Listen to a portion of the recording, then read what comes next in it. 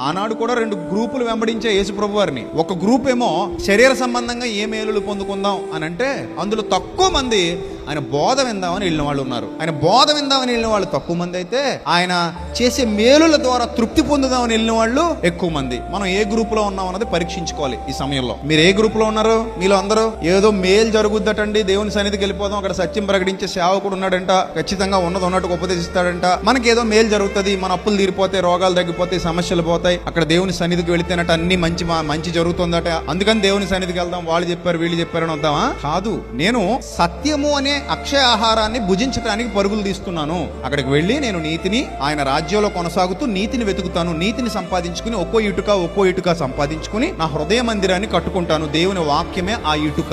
ఆ దేవుని వాక్యముతో నేను ఒక అద్భుతమైన నిర్మాణాన్ని కట్టుకుంటాను. అప్పుడు నా హృదయమే దేవుని మందిరం అవుతుంది, నా హృదయంలో దేవుడు ఉంటాడు, నా హృదయంలో దేవుడు నివాసం ఉంటాడు అనే భావనతో ఎవరైతే ఇక్కడికి వస్తున్నారో వారు నిజంగా ఆశీర్వదింపబడిన వారు, వారు నిజంగా దీవించబడిన వారు. అర్థమైందా? అంతే తప్ప మేము దేవుని సన్నిధికి వెళ్తే మాకు మేలు జరుగుద్దట, ఆ దేవుని సన్నిధికి వెళ్తేనే రోగం తగ్గుద్దట, దేవుని సన్నిధికి వెళ్తేనే ఏదో జరుగుద్దట, ఆ భావన వద్దు.